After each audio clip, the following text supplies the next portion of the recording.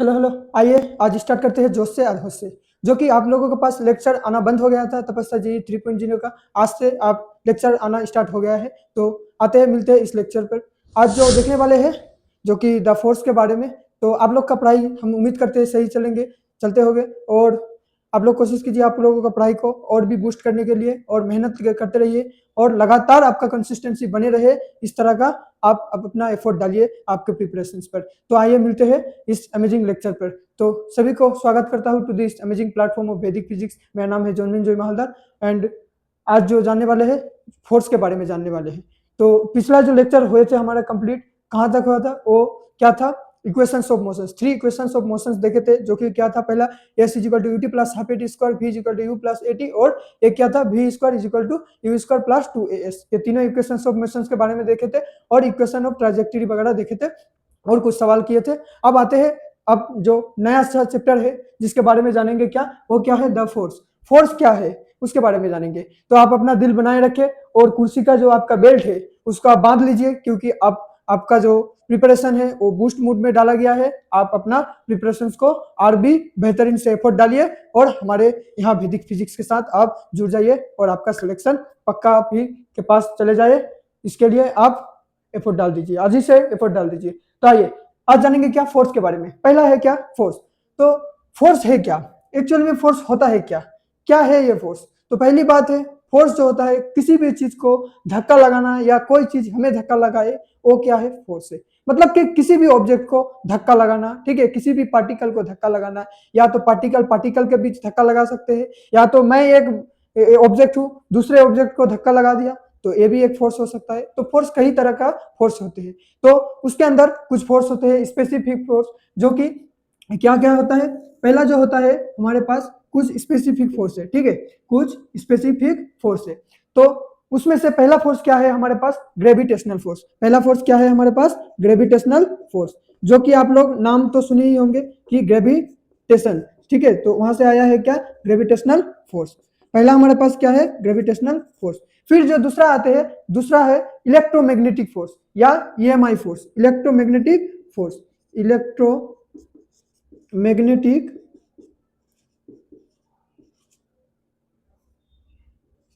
Electromagnetic force. और तीसरा जो आते हैं वो क्या है, वो है न्यूक्लियर फोर्स। वो क्या है, न्यूक्लियर फोर्स। तीसरा जो है हमारे पास न्यूक्लियर फोर्स। तो हम फोर्स के बारे में अभी बात कर रहे हैं, तो इन तीन तरह का फोर्स होता है, और भी कई तरह के फोर्स होते हैं। तो बेसिकली इन तीन फोर्स के बारे में हम फिजिक्स में जानेंगे, ठीक है। तो पहला क्या है हमारे पास, ग्रेविटेशनल फोर्स, दूसरा है इलेक्ट्रोमैग्नेटिक फोर्स, और तीसरा आते हैं न्यूक्लियर फोर्स। अब न्यूक्लियर फोर्स के अंदर भी कुछ दो फोर्स आते हैं, जिसके अंदर क्या होता है, एक स्ट्रॉन्ग न्यूक्लियर फोर्स। पहला होता है क्या, strong nuclear force, strong nuclear force. और दूसरा आते हैं क्या, वीक न्यूक्लियर फोर्स। दूसरा क्या आता है, वीक न्यूक्लियर फोर्स, ठीक है, वीक न्यूक्लियर फोर्स।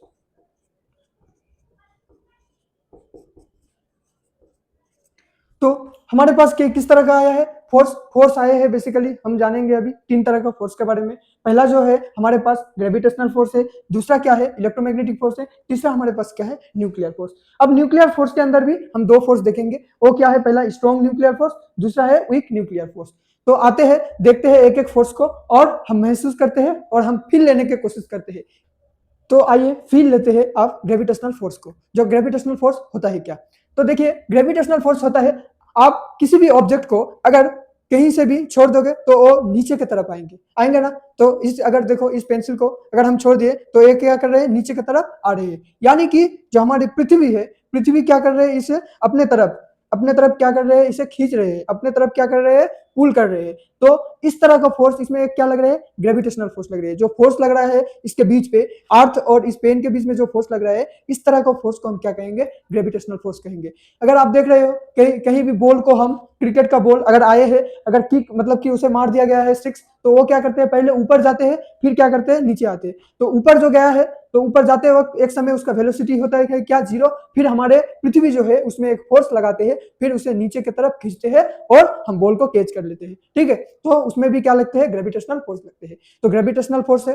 तो फिर इसमें होता है क्या ग्रेविटेशनल फोर्स में, अब इसके बीच हमारे जो न्यूटन बाबू थे वो क्या किया है, इस ग्रेविटेशनल फोर्स का एडवेंचर किया था, जो कि आप जानते ही हो उसके क्या सर पर, हाँ, या उसके नजदीक पर, पता नहीं कहाँ पे गिरे थे वो एप्पल, ठीक है, तो एप्पल ही गिरे थे तो सही था। अगर वो पाकिस्तान पे रहता तो उसके माथे पे बम गिरते और वहीं पे ये जो ग्रेविटेशनल वगैरह थे, न्यूटन लॉज ऑफ मोशन थे, वहीं पे खत्म हो जाता। तो शायद पाकिस्तान पे नहीं था, तो अदर्स कंट्री पे था, तो इसीलिए आज जो ग्रेविटेशनल फोर्स है वो एडवेंचर जो इसका है तो हम देख पा रहे हैं, नहीं तो फिजिक्स वहीं पे सत्यानाश हो जाता, खत्म, टाटा बाय बाय हो जाता।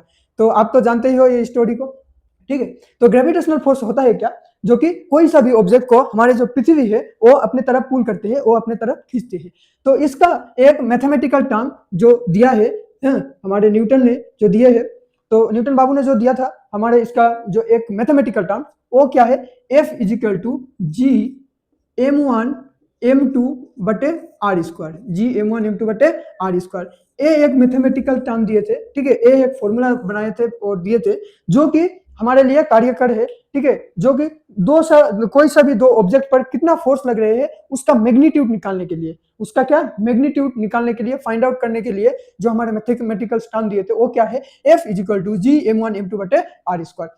अब F क्या है, वो है ग्रेविटेशनल फोर्स, G क्या है, वो क्या है, जी ग्रेविटेशनल कांस्टेंट। तो हमारे पास पहला सवाल जी क्या है, तो आप बोलोगे सर ग्रेविटेशनल कांस्टेंट, जी क्या है, ग्रेविटेशनल ग्रेविटेशनल ग्रेविटेशनल कांस्टेंट, जी क्या है हमारे पास, ग्रेविटेशनल कांस्टेंट। फिर m1 क्या है और m2 क्या है, m1 एंड m2 क्या है, mass of two body, mass of two body, mass of two body. फिर हमारे पास आर क्या है, आर क्या है, आर है क्या, डिस्टेंस बिटवीन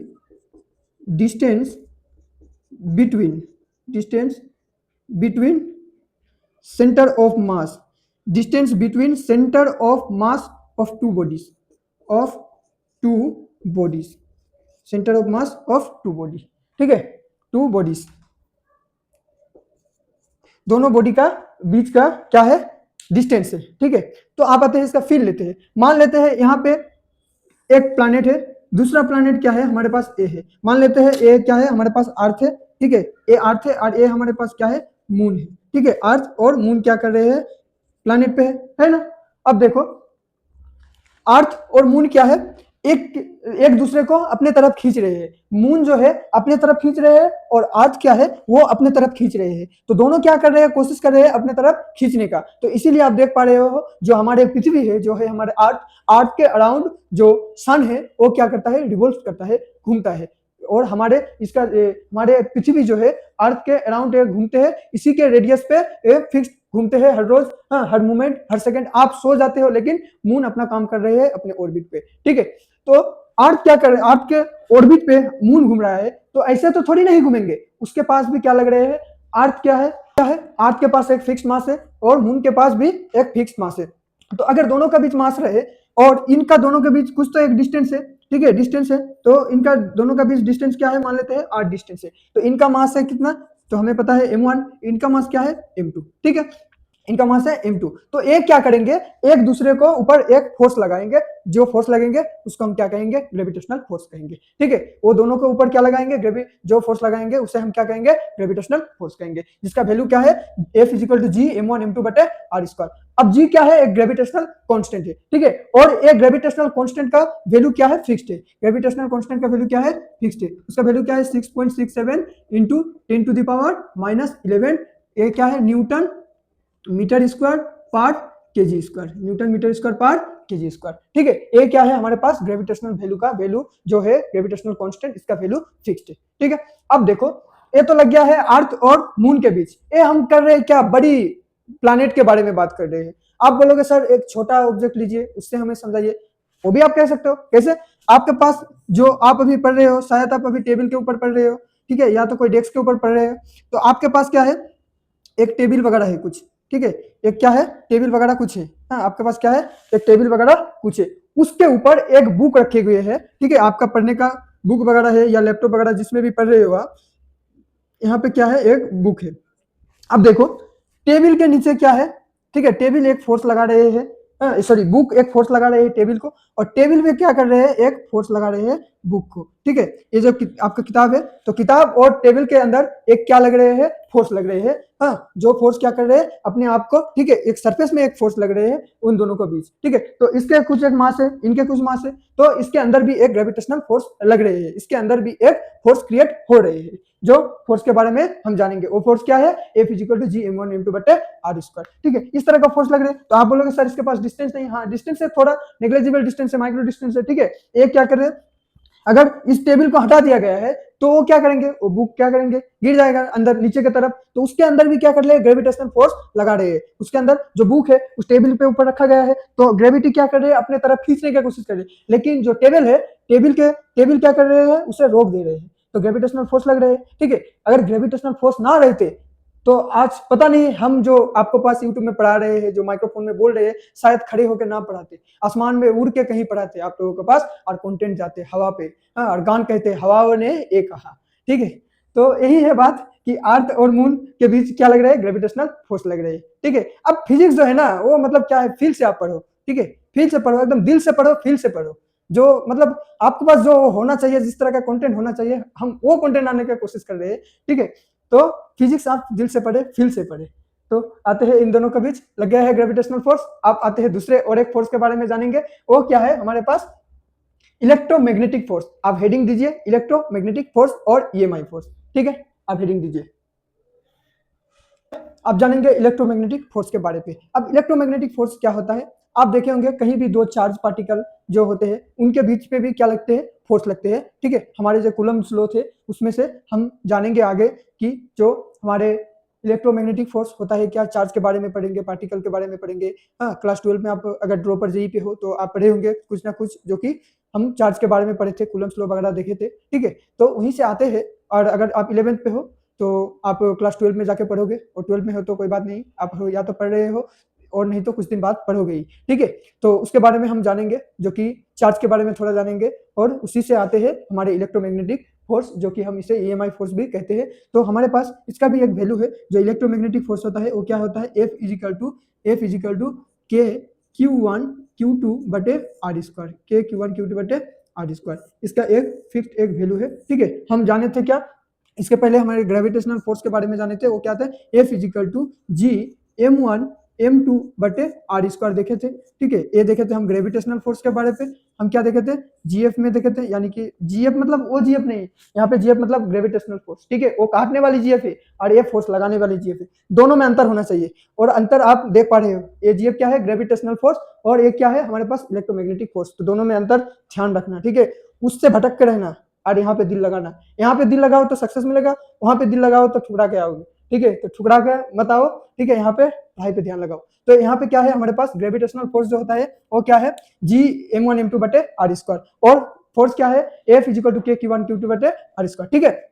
अब देखो ग्रेविटेशन, यहाँ तो देखो तो दोनों का जो फॉर्मेट है शायद एक ही लग रहे हैं देखने में, क्योंकि इसके पास भी एक कांस्टेंट वैल्यू है, इसके पास भी एक कांस्टेंट वैल्यू है। और मास के जगह पे अगर आप कंपेयर करोगे, यहाँ पे m1 m2 थे और यहाँ पे आ गया क्या, चार्ज आ गया है, Q1 Q2 इसके पास चार्ज आ गया है। और सेपरेशन बिटवीन टू पार्टिकल, यहाँ पे क्या है, टू पार्टिकल्स आर थे, डिस्टेंस सेपरेशन जो थे, यहाँ पे भी दो बॉडी का बीच का अंतर क्या थे, आर थे। तो शायद दोनों में देखने में एक ही लग रहे हैं, ठीक है।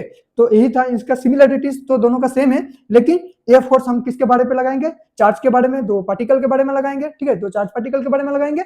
और वो क्या लगाएंगे, कोई सा मास या बड़े पार्टिकल के, हाँ, बड़े ऑब्जेक्ट के लिए लगाएंगे। तो ये चार्ज पार्टिकल के बारे में।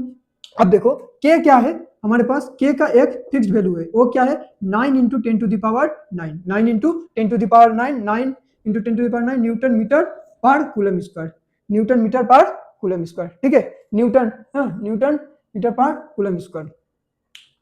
अब देखो यही हो गया है हमारे पास, sorry, newton coulomb per metre square, newton coulomb per, हाँ ठीक है। इसका कांस्टेंट क्या होंगे, न्यूटन, हाँ न्यूटन मीटर स्क्वायर, सॉरी यहाँ पे आएंगे क्या, metre square, newton metre square पर कूलम स्क्वायर। तो ये क्या है हमारे पास, के का वैल्यू फिक्स्ड है। और एक आते हैं के का वैल्यू, जो हम क्या कहेंगे इसे, k is equal to 1/4π epsilon naught, 1/4π epsilon naught, ठीक है। तो अगर 1/4π एप्सिलॉन नॉट को डाला गया है तो इस फॉर्मूला बनेंगे क्या, के इजिकल टू, ठीक है, के जगह में हम क्या डालेंगे, 1/4π एप्सिलॉन नॉट, 1/4π एप्सिलॉन नॉट, यानी कि 4π एप्सिलॉन नॉट, हाँ, Q1 Q2/r², आर स्क्वायर। ये हमारे पास क्या है, इनका एक नया सा फॉर्मेट तैयार हो जाएंगे, क्रिएट हो जाएंगे, जो कि हम क्या कहेंगे, F is equal to 1/4πε0 Q1 Q2 बटे आर स्क्वायर। ठीक है, ये हमारे पास क्या है, इलेक्ट्रोमैग्नेटिक फोर्स का वैल्यू। ठीक है, कैसे निकालेंगे, दो पार्टिकल का बीच का। और आपके पास Q1 Q2 क्या है, Q1 एंड Q2 है चार्ज पार्टिकल। ठीक है, Q1 Q2 है क्या,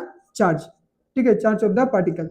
ठीक है, Q1 Q2 है चार्ज ऑफ द पार्टिकल। और R क्या है, सेपरेशन और डिस्टेंस, सेपरेशन और डिस्टेंस, सेपरेशन और डिस्टेंस, सेपरेशन बिटवीन, ठीक है, separation between two charge particle, separation between two charge particle, दो चार्ज पार्टिकल के बीच का क्या है, सेपरेशन है या डिस्टेंस है। ठीक है, अब एप्सिलॉन नॉट क्या है, ए भी क्या है, एक कांस्टेंट है जिसका वैल्यू हमारे पास फिक्स्ड है। ठीक है, एप्सिलॉन नॉट जो है इसका भी एक वैल्यू होता है 8.854। ठीक है, शायद ऐसे 10 टू द पावर, हाँ ऐसे कुछ करके 10 टू द पावर -12 ऐसे कुछ एक वैल्यू है इसका, जो कि हमारे पास होते हैं। ठीक है, तो ये है हमारे पास क्या, इसका वैल्यू है, यही है कि फोर्स क्या है, F is equal to K Q1 Q2 बटे आर स्क्वायर। हाँ, और हमारे पास एप्सिलॉन नॉट एक कांस्टेंट है जिसका वैल्यू फिक्स्ड है 8.854 into 10 to the power -12, 8.854 into 10 to the power -12। इसका आप ये भी बोल सकते हो यूनिट क्या होंगे,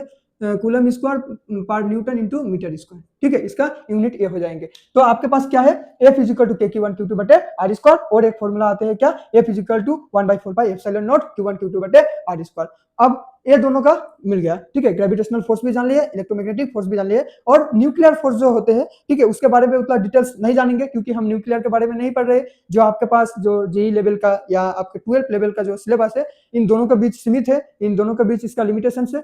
तो हम जो जानेंगे 12 के बीच, या तो जेई के लिए जो रिक्वायरमेंट है वो दो ही है, ग्रेविटेशनल फोर्स को जानना है और ईएमआई फोर्स और इलेक्ट्रोमैग्नेटिक जो फोर्स है इसको जानना है। या तो इन दोनों फोर्स से हमारा काम चल जाएगा। तो पहला हमारे पास ग्रेविटेशनल फोर्स है जिसका वैल्यू क्या है, Gm1 बटे आर स्क्वायर, जो कि जहां पे जी का वैल्यू फिक्स्ड है 6.67 इंटू 10 टू द पावर -11। और यहाँ पे क्या होता है दूसरा electromagnetic force, F is equal to K Q1 Q2 बटे आर स्क्वायर, जहां पे के क्या है, के क्या है यहाँ पे इलेक्ट्रोमैग्नेटिक का कांस्टेंट है। ठीक है, इलेक्ट्रोमैग्नेटिक फोर्स का कांस्टेंट है जिसका वैल्यू हमारे पास क्या है, 9 into 10 to the power 9 newton metre square पर कूलम स्क्वायर। और एक फॉर्मूला और एक डिराइव करके आया है जिसका जहां पे हमारे पास के का वैल्यू क्या है, 1/4πε0, वहां पे put the value where k is equal to 1/4πε0 Q1 Q2 बटे आर स्क्वायर, जो कि हमारे पास एक नया फॉर्मूला आ चुका है। तो हम उम्मीद करते हैं इस दोनों का जो कॉन्सेप्ट था, ये दोनों जो ये थे ग्रेविटेशनल फोर्स और इलेक्ट्रोमैग्नेटिक फोर्स, इन दोनों का बीच का आपका अंतर, डिफरेंस एंड इसका बीच का दोनों का रिलेशन, और इनका दोनों का जो अच्छा सा फील जो आना चाहिए था आपके पास अब तक आ चुके हैं। और आप इसका कोशिश कीजिए और भी समझने का डीप से। अगर आप फिर भी नहीं समझ रहे हो तो आप वीडियो को थोड़ा पॉज कीजिए, थोड़ा बैक कीजिए और फिर से प्ले कीजिए, और आप फिर से देखने का कोशिश कीजिए, समझने का कोशिश कीजिए, और आप फील कीजिए कि आपके घर के आसपास आपके जो नेचर है, कहाँ में कौन सा क्या फोर्स लग रहे हैं, आप कोशिश कीजिए उसको फील करने का। क्योंकि फिजिक्स में आपको फिजिक्स समझने के लिए जो चाहिए, आपका अंडरस्टैंडिंग, थिंकिंग लेवल ये ज्यादा होना चाहिए। ठीक है, आप दिमाग यहाँ पे लगाओ, कहीं इधर उधर दिमाग मत लगाओ, क्योंकि बाकी जगह पे जहां भी दिमाग लगाओगे वो थोड़ा बहुत इधर उधर हो भटक ही जाएगा। लेकिन अगर आप फिजिक्स को अगर नेचर पे फील करोगे, नेचर को देखोगे, ऑब्जर्व करोगे, तो आप शायद जो अभी पढ़ रहे हो वो बहुत दिन तक आपको याद रहे। तो इसीलिए फिजिक्स में आप रटना बंद कीजिए, आप पढ़ना स्टार्ट कीजिए, समझना स्टार्ट कीजिए। ठीक है, आप समझ के पढ़िए तो आपको वो बहुत दिनों तक फायदा देंगे, बहुत दिनों तक इसका आप सही इस्तेमाल कर पाओगे। ठीक है, आपको बहुत दिनों तक वो रिटर्न देंगे। तो आपको अच्छा स्टूडेंट बनने के लिए साइंस में जो सीखना है, जो समझना है, वो है फिजिक्स। ठीक है, और इसके अंदर जो बॉडी स्ट्रक्चर वगैरह है वो तो मैथमेटिकल टर्म तो आते ही रहेंगे। ठीक है, तो इनका लव एंड सपोर्ट है मैथ्स, और जो बॉडी स्ट्रक्चर वगैरह देख रहे हो वो तो है फिजिक्स, लेकिन इसके अंदर मैथ्स से भरी हुई है। आप घबराना मत, डरना मत, और आपका पेशेंस बनाए रखिए। ठीक है, इसी तरह का पेशेंस बनाए रखे और इसी तरह कंटेंट को आप देखते रहिए, आपका सवाल लगाते रहिए और आपका प्रिपरेशन जारी रखिए। तब तक मिलते हैं अगले कहीं लेक्चर पर, और आप सभी को हम स्वागत और जो कि बेस्ट ऑफ विशेस देते हैं तपस्या जेई 3.0 को। हम और भी कोशिश कर रहे हैं इसको very very very very beautiful content लाने के लिए आप सभी को पास। आप भी अपना आपका सपोर्ट आया था, इसीलिए हम मोटिवेट हो रहे हैं थोड़ा बहुत कि आप लोगों के पास इस तरह का कंटेंट लाऊं कि आप उसे एक बार समझ लो तो जिंदगी भर उसे याद रखो, उसे भूलने का मतलब कि कोई सवाल ही नहीं आएगा आपके पास। इस तरह का मैं कंटेंट लाने का कोशिश कर रहा हूँ। ठीक है, तो तेरा हिमालय आकाश छूले तारों से, तारों को छूले तिरंगा। ठीक है, तो ऐसे आप लहराओ खुद के अंदर, आपके जो रंग है उसको आप अपने रंगों पे अपना जो पढ़ाई लिखाई है उसे आप सजा के रखो और डेकोरेट करो और जिंदगी को रंगीला करो। ठीक है, तो मिलते हैं, तब तक के लिए आप दिल बनाए रखें। जय हिंद, वंदे मातरम।